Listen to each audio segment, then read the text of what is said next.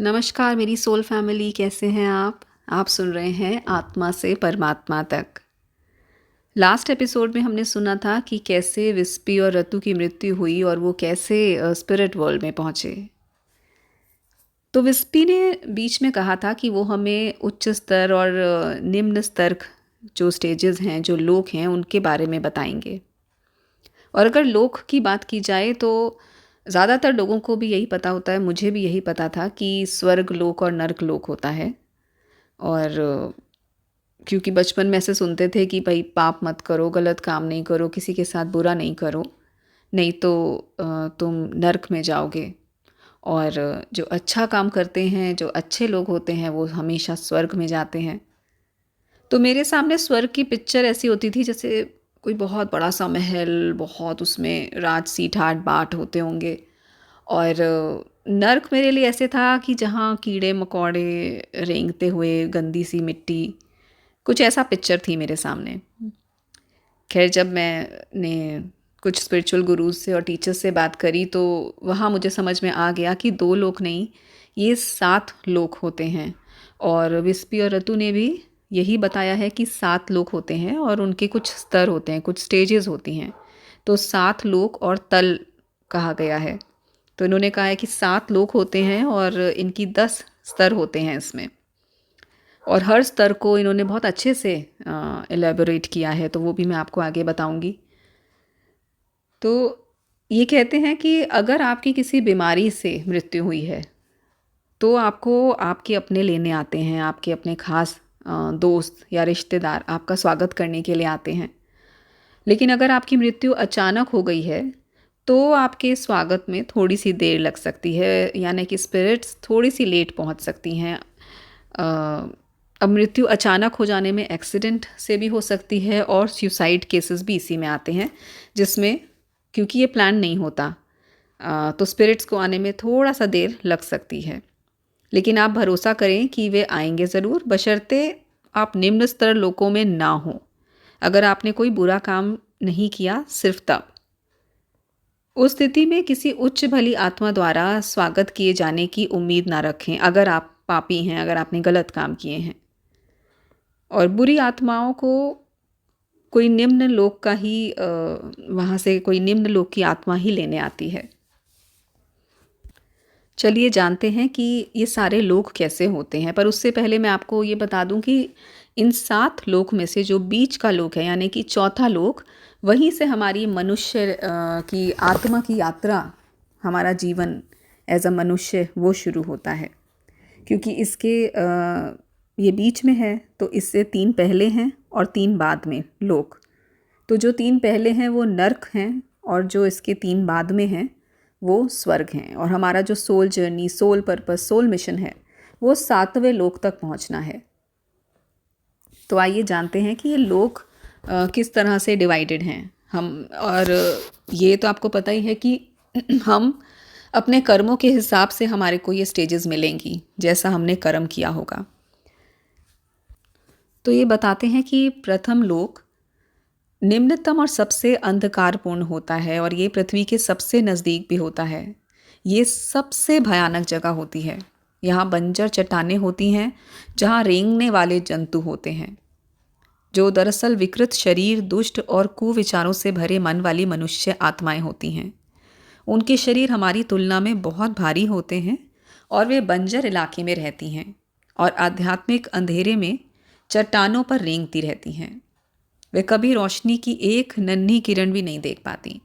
तो इसमें प्रथम लोक में वो लोग आते हैं, समझ लीजिए, जो बहुत ही बुरे हैं, टेररिस्ट, मर्डरर्स, जिनका दिल दिमाग बहुत ही बुरा है, बहुत ही पाप से भरा हुआ है।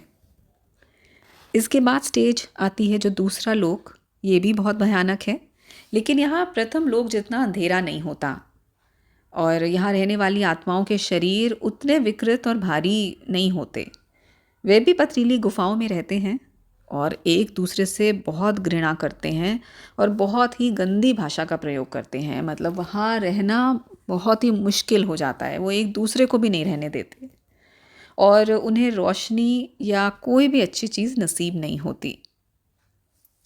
तीसरा लोक इन 2 लोकों से कुछ बेहतर है, यहाँ पर भी रोशनी नहीं होती, यहाँ आत्माओं के शरीर प्रथम और दूसरे लोगों की तुलना में थोड़े से हल्के होते हैं। यानी कि जो लोगों ने थोड़ा पाप किया होता है, मतलब हालांकि पाप की कोई सीमा नहीं होती, लेकिन अगर आपने बहुत मतलब कुछ गलतियाँ करी हैं, कड़वा बोला है, चीटिंग करी है, तो आप इस लोक में आ सकते हैं। यहाँ का वातावरण बहुत ही भारी और कोहरे से भरा होता है।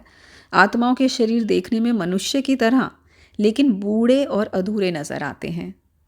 तीसरे लोक की आत्माओं में एक दूसरे के प्रति दुर्भावनाएं होती हैं और वे हर चीज़ के लिए एक दूसरे पर आरोप लगाती हैं। वे वहाँ यानी तीसरे लोक में पहली बार आने वाली आत्माओं को पकड़कर अपना गुलाम बना लेती हैं और अपने दुष्ट कामों में उनको मदद करने के लिए मजबूर करती हैं। इसके बाद आता है चौथा लोक, जो जैसे मैंने आपको बताया कि ये मध्य लोक है। ये पृथ्वी जैसा है जहाँ दिन और रात दोनों होते हैं, और ये एक ऐसा लोक है जिसमें मनुष्य की आत्मा अपनी जीवन यात्रा शुरू करती है और उन्हें चौथे लोक के 5वें स्तर यानी कि 5th स्टेज से हमको उठने या नीचे गिरने का अवसर दिया जाता है। और ये पूरी तरह हम पर निर्भर करता है। मतलब अगर हम अच्छे कर्म करेंगे तो हम 5वें 6ठे स्तर पे जाएंगे, और अगर हम बुरे कर्म करेंगे तो हम वापस हो जाएंगे। तो ये पूरी तरह हम पर निर्भर है कि हम आगे जाना चाहते हैं या पीछे।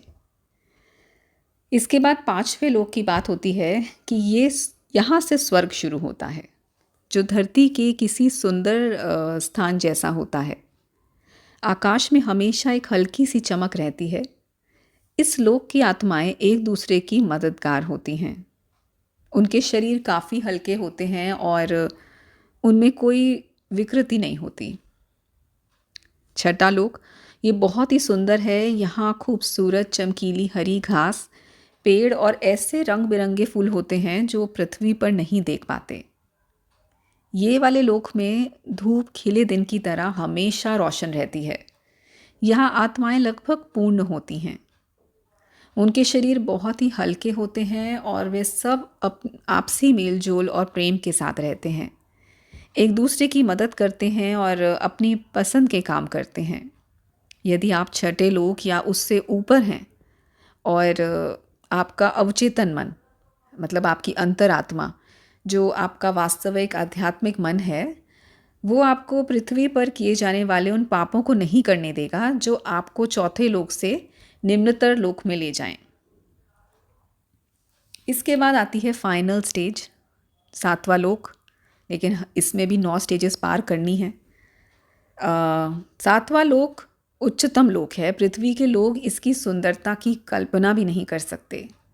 7वें लोक की सुंदरता का देखकर ही विश्वास किया जा सकता है और इसको शब्दों में बयान नहीं किया जा सकता।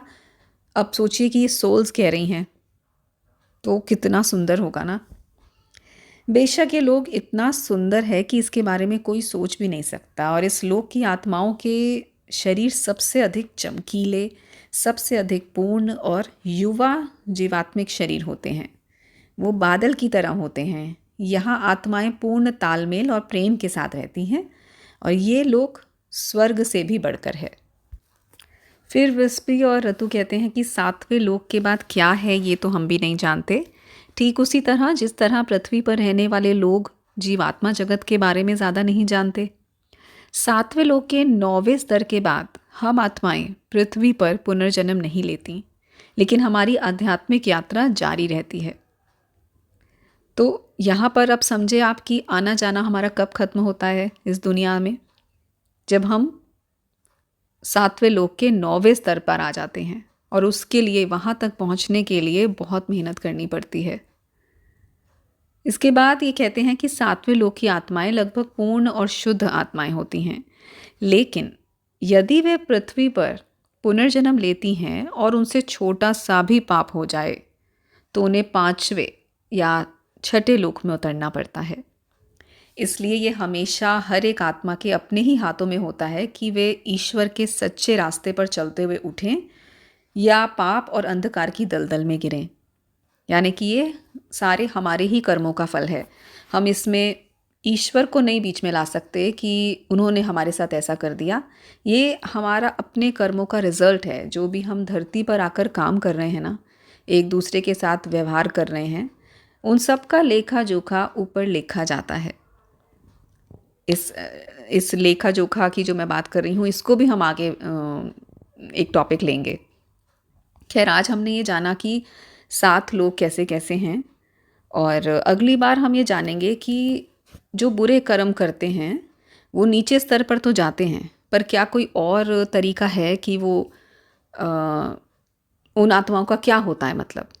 और जो अच्छे कर्म करते हैं वो तो हमने समझ ही लिया कि हम कैसे अच्छी स्टेज को आगे आगे क्रॉस करते हैं।